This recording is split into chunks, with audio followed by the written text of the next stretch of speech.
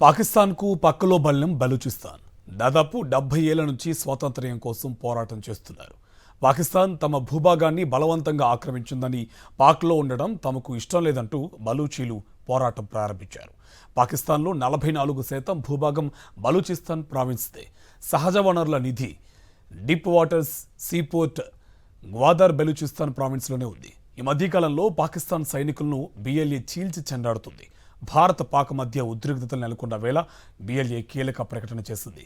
Bharat okay అంటే పాకిస్తాన్ పశ్చిమ ప్రాంతం నుంచి పాక్ను వెంటాడుతామని బిఎల్ఏ లేఖ విడుదల చేసింది. అసలు భారత్ మదిలో ఏముంది?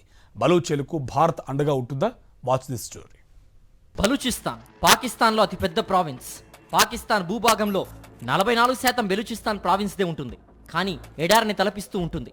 పాకిస్తాన్లోని అత్యంత వెనుకబడిన ప్రాంతం. ఇక్కడి ప్రజలు అత్యధికంగా వ్యవసాయం మీద ఆధారపడి ఉంటారు. బెలూచిస్తాన్లో ప్రధాన నగరం క్వెట్టా. పాక్ అణు పరీక్షలు నిర్వహించింది ఇక్కడే. భారత్ పాక్ విభజన సమయంలో బెలూచిస్తాన్ ఇండియాలో కలవాలని అనుకుంది. ఇంతలోనే పాకిస్తాన్ సైన్యం బెలూచిస్తాన్ను ఆక్రమించింది. అప్పటి నుంచి బలూచీలు పాక్ వ్యతిరేకంగా పోరాటం చేస్తూనే ఉన్నారు. బలూచీలకు భారత్ అంటే చాలా ఇష్టం.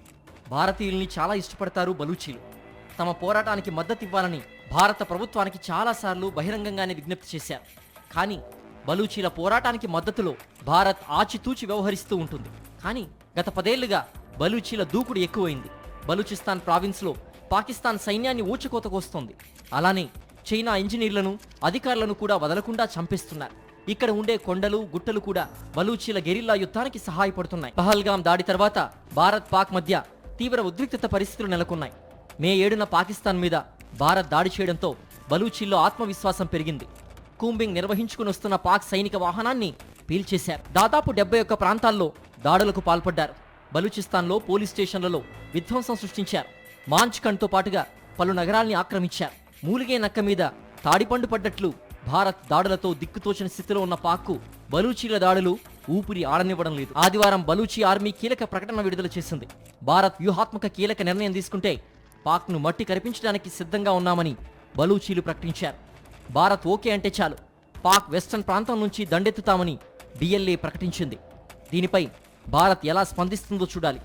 అయితే ప్రస్తుతానికి కాల్పుల విరమణ పాటిస్తున్న ఆపరేషన్ సింధూర్ కొనసాగుతుందని భారత్ ప్రకటించింది. పాక్ నుంచి ఒక్క బుల్లెట్ పేలినా భారత్ నుంచి మిసైల్స్ పెషావర్ను తాకుతాయనడంలో సందేహం లేదు.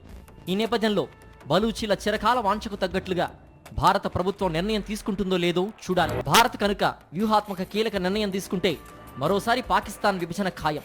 1971లో తూర్పు పాకిస్తాన్ను విభజించి బంగ్లాదేశ్ ఏర్పాటు చేసినట్లే ఇప్పుడు కూడా బలూచిస్తాన్ను పాక్ నుంచి విడగొడితే పాక్కు బుద్ధి చెప్పినట్లవుతుంది, బలూచీలకు విముక్తి ఇచ్చినట్లవుతుంది.